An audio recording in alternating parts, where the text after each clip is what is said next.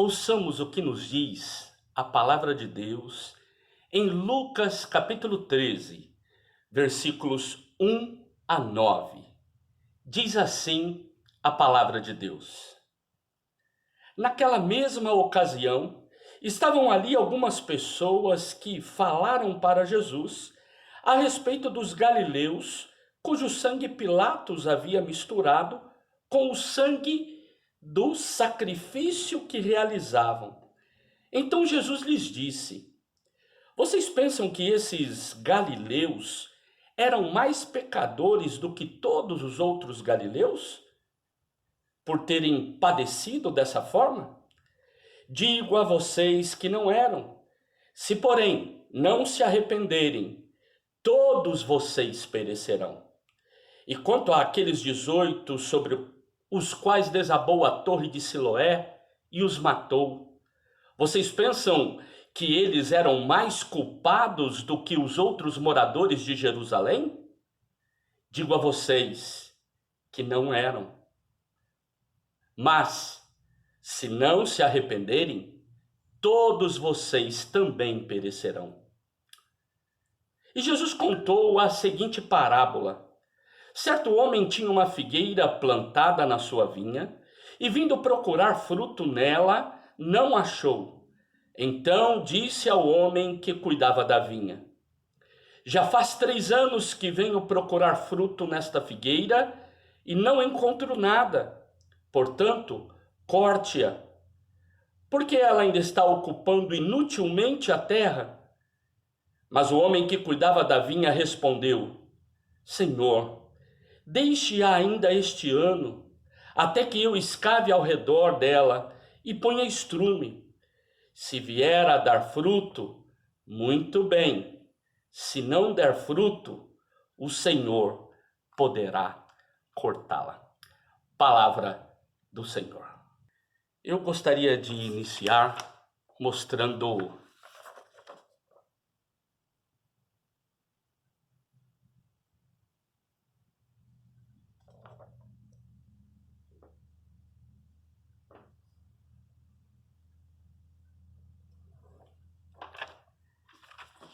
Quero dividir este momento introdutório em 2 partes. Um primeiro momento, uma contextualização litúrgica, quem sabe para nos auxiliar, compreender, o porquê estamos refletindo num texto como este e qual a sua significância neste período litúrgico. E depois uma contextualização bíblica, um pouco mais exegética. Olhando para o contexto litúrgico, eu gostaria aqui de forma um pouco mais pedagógica e apresentar uma ideia para que a gente possa avançar em alguns conhecimentos. O uso do calendário litúrgico, o lecionário, os significativos e tradicionais símbolos, ritos, não é uma invenção da Igreja Católica Romana e nem é propriedade da Igreja Católica. Quando a gente estuda a história da Igreja, a gente descobre que desde muito cedo a Igreja, ela compôs, ela preparou um calendário que não levasse em conta simplesmente as estações naturais, Primavera, verão, outono e inverno, mas que falasse das estações da vida de Jesus, que falasse sobre a história de Jesus, que falasse sobre a história da salvação. Seguir o calendário litúrgico, seguir as propostas do lecionário cristão, é manter-se em sintonia, ou seja, no mesmo tom, que a nossa tradição cristã de muitos e muitos séculos. E também é manter uma sincronia, ou seja, o mesmo tempo, estarmos celebrando com irmãos e irmãs de vários lugares do mundo, mesmos textos, mesmos temas, e podendo edificar o corpo de Cristo. Agora, por preconceito, ou quem sabe muitas vezes por ignorância, as pessoas acabam por discordar dessa possibilidade litúrgica ou dessa possibilidade pedagógica nas celebrações, mas acabam apresentando novos símbolos. Desprezam o calendário litúrgico, as estações litúrgicas, acabam por desprezar alguns outros aspectos da leitura bíblica conjunta com o corpo de Cristo espalhado no mundo, mas propõem novos anuários. Vemos muitas vezes os temas das igrejas, né? Ano do avivamento, ano da restauração, ano do recomeço, ano profético de Elias, ano profético de Samuel, e acabam colocando outros símbolos, mas também seguindo essa ideia de um tema. Agora, somado ao preconceito histórico de muitas igrejas evangélicas, nessa tradição cristã, soma-se também um fenômeno da atualidade, que é a customização da fé, a customização da religião. Personaliza-se a celebração, a fé, a experiência religiosa, a partir dos desejos de consumo dos fiéis. Não, isso daí não agrada, então vamos fazer o que agrada. Eu quero dizer a você, investir tempo do nosso cotidiano para vivenciar a quaresma não é celebrar um rito morto lá do passado, mas é reconhecer que através dos tempos o povo de Deus valorizou a importância da autoavaliação, a importância da confissão, a importância da mudança de mentalidade. Daí uma palavrinha tão importante no nosso texto, metanoia. É tempo de rever nossas atitudes, rever nossos preconceitos, de confessar os nossos pecados e assumir uma nova postura no mundo. Fomos desafiados pelo texto do Paulo a olharmos para alguns fenômenos de exclusão muito presentes no nosso cotidiano. É tempo de nos preparar como pessoa e de prepararmos a celebração da maior festa do cristianismo, que é a ressurreição do Senhor, a Páscoa. Por isso, meu convite é: usufrua. Usufrua com profundidade, com liberdade, com alegria esse momento litúrgico, esse momento da quaresma. E é neste contexto da quaresma que nós somos convidados a, no terceiro domingo, refletirmos sobre o texto que fizemos a leitura. É neste contexto de quaresma que, olhando para o texto sagrado, trazemos lições para as nossas vidas. O contexto bíblico é muito importante para compreendermos o que essa palavra ela nos traz. Primeiro, entenda que Lucas não entende nada de geografia da Palestina. Um dos comentaristas bíblicos diz que ele conhecia pouco e muito mal essa geografia, porque ele utiliza desses dados geográficos não como uma ciência, mas ele utiliza desses dados geográficos como uma questão social e teológica. Ele está falando da caminhada de Jesus para Jerusalém. Nós temos um bloco grande no Evangelho de Lucas que vai do capítulo 9 ao capítulo 19, narrando só sobre essa viagem. Enquanto os outros evangelistas sinóticos, por exemplo, Mateus se utiliza de 2 capítulos para falar dessa viagem, Marcos de 1 capítulo, Lucas dedica 10 capítulos. O que ele faz não é contar apenas uma historinha sobre a viagem.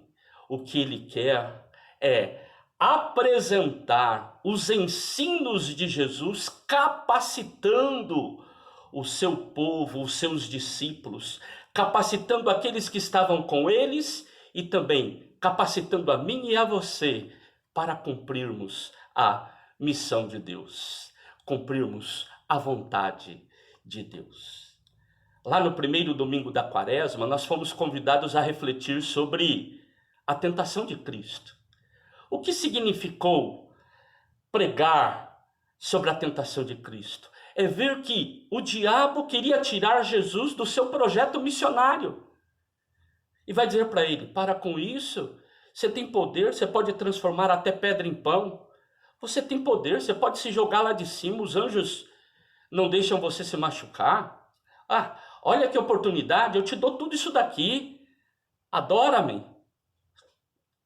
Desviar Jesus do seu projeto missionário, da sua missão. Depois, no segundo domingo, nós vimos o texto da transfiguração, onde agora é um discípulo dizendo: Senhor, aqui nesse lugar está muito bom, é bom demais ficar aqui. Vamos fazer uma tenda para o Senhor, uma para Elias, uma para Moisés? Vamos ficar por aqui. É o próprio Pedro dizendo: ó, vamos ficar por aqui, porque aqui está bom. E Jesus fala: não, tem que descer do monte. Vamos continuar. Hoje, terceiro domingo, nós estamos iniciando essa caminhada. Nós estamos indo rumo a Jerusalém, acompanhando Jesus a bordo do Evangelho de Lucas. O nosso texto, ele não fala apenas de uma viagem, mas de lições. E começa essa viagem com um grupo chegando dizendo assim: lá em Jerusalém, para onde você vai? O Pilatos pegou alguns galileus que estavam sacrificando. Havia um preconceito com os galileus. Nós não vamos trabalhar isso aqui, mas vale a pena pontuar. E aí, ele matou, fez uma chacina e misturou o sangue desse povo com o sangue do próprio sacrifício. Jesus, sabendo que por detrás daquilo estava lá a teologia da retribuição, a ideia: morreram porque é assim mesmo, sabe a ideia da culpabilização das vítimas? Estava errado, assim tem que acontecer isso mesmo, bem feito. O que acontece é que Jesus vai dizer para eles: olha, não é bem assim. Não é desse jeito que vocês estão pensando. Vocês também vão morrer. Por isso, arrependam-se. Arrependam-se. E aí Jesus conta uma outra história. Fala: vocês estão falando dos galileus? Mas também moradores de Jerusalém foram soterrados quando a torre de Siloé caiu. Eles morreram. E vocês vão achar que eles eram moradores de Jerusalém mais pecadores do que os outros? Quero dizer para vocês que não. E aí ele repete a mesma frase: se não se arrependerem, todos vocês também perecerão. Essa leitura teológica preconceituosa, excludente, intolerante, cheia de violência, vai ter uma resposta de Jesus através de uma parábola. Essa ideia do bem feito, tá vendo? Quem mandou fazer isso? É fruto do pecado. Jesus vai contar uma parábola. Hoje, nós também enfrentamos tempos difíceis, de catástrofes, de tragédias, de crises. Infelizmente, como os amigos de Jó, lembram lá da historinha dos amigos de Jó, falando para ele: Jó, você fez alguma coisa errada, por isso que está acontecendo coisa ruim com você. Culpabilizar a vítima. Ou lembram-se também dos discípulos quando se depararam com o cego de nascença e disseram assim: Senhor, foi ele ou foram os seus pais que pecaram? Tentando achar uma justificativa para o sofrimento daquela pessoa. A culpabilização de quem está sofrendo. A Quaresma é tempo de reconhecer que não existem pessoas melhores, umas melhores que as outras, que alguém está acima dos outros. Por isso, um dos textos que fizemos a leitura no culto foi quando Paulo disse: por isso, aquele que pensa estar de pé, veja que não caia. Ou seja, toma cuidado para não ficar criticando e apresentando os outros como culpados dos seus problemas. E é diante disso que eu quero propor para vocês uma reflexão neste culto. Uma reflexão onde nós vamos olhar para a parábola, o texto eu já apresentei, né, o fato ali histórico. Eu quero convidar você a refletirmos sobre a vida, sob 3 perspectivas ao olharmos para a parábola. Uma primeira perspectiva, eu quero falar da figueira. Uma segunda perspectiva, eu quero falar do dono da vinha. E uma terceira perspectiva, eu quero falar do vinhateiro. Ou seja, 3 perspectivas sobre a vida. A primeira perspectiva é a da própria figueira. Nós vivemos tempos hoje que o parecer ser ou o parecer ter já satisfaz muitas pessoas. Um exemplo disso são as redes sociais. As postagens que são feitas nesses ambientes virtuais nem sempre representam a realidade. Algumas fotos apresentadas, algumas mensagens, alguns estados de espírito, de sentimento, parecem não corresponder à verdade. O faz de conta se faz muito presente. Lidar com as dificuldades, com as mazelas, com as limitações, tragédias, decepções, parece não ser o forte da nossa geração. Reconhecer que nem tudo está bem, ou que nem tudo fica bem o tempo todo, é uma virtude. Nós somos humanos. Muitas vezes não conseguimos avançar, temos momentos difíceis. Reconhecer que erramos, que pecamos, que precisamos nos arrepender, que precisamos mudar de atitude, que precisamos produzir frutos condizentes ao verdadeiro arrependimento, à verdadeira conversão, à metanoia. É muito importante. Muitas vezes, nós até reconhecemos os nossos limites, as nossas fragilidades, mas não queremos que os outros saibam. Fazemos de tudo para esconder, para preservar a nossa imagem, o que isso não é ruim. Mas quando acontece de forma exagerada, nos priva de receber a ajuda e cuidado de outras pessoas. A perspectiva da figueira é a perspectiva da vida como ela é. Uma segunda perspectiva que eu quero convidar você a refletir é sobre o dono da vinha. Eu diria que é uma leitura pragmática da vida. Ou seja, num mundo marcado por uma filosofia neoliberal, onde as pessoas valem por aquilo que produzem ou consomem, a busca por resultados é muito grande. Nesse sentido, valoriza-se as pessoas a partir das correspondências às expectativas levantadas. Ou seja, as pessoas são premiadas quando respondem a essas expectativas. Muitas ações de violência são justificadas porque a pessoa não correspondeu às expectativas de um determinado grupo, de uma determinada cultura, de uma determinada religião.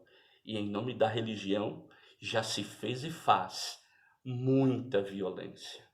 Somos tremendamente otimistas na autoavaliação e pessimistas na avaliação do outro, da outra. Temos infinitas desculpas quando vamos falar dos nossos erros, N justificativas, mas condenamos com muita facilidade os outros.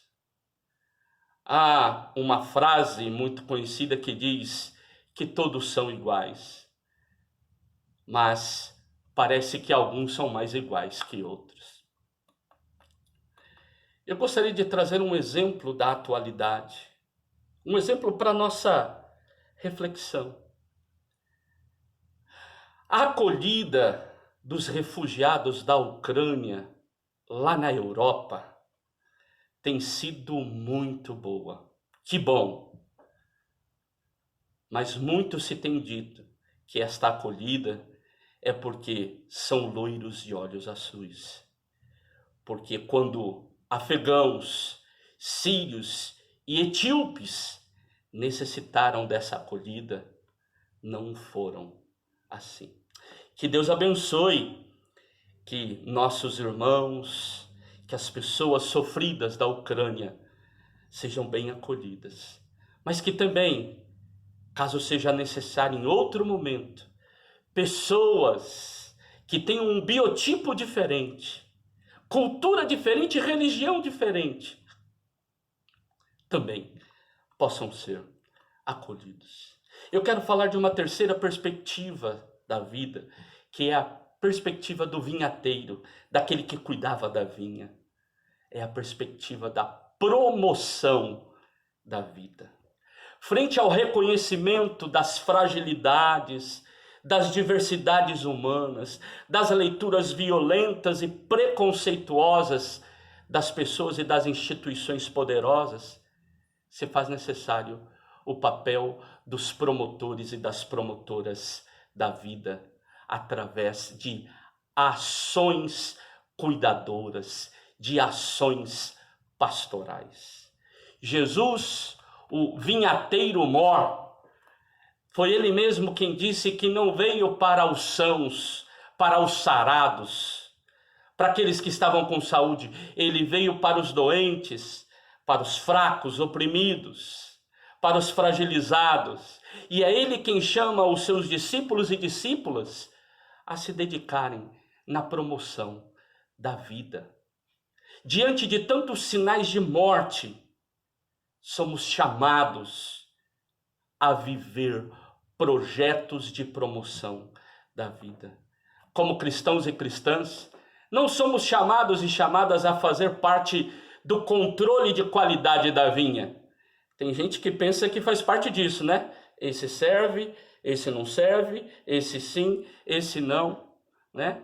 Podemos dizer que tem uns que se sentem vocacionados para fazerem parte do controle de qualidade do céu, quem vai para lá e quem não vai. Nós não temos essa tarefa, nem temos a tarefa de decidir se figueiras devem ser cortadas ou não. Esse papel é do dono da vinha. Nós somos chamados a nos dedicarmos no projeto de recuperação das vidas, ajudá-las a produzir frutos, a viverem de forma digna ao Evangelho de Cristo.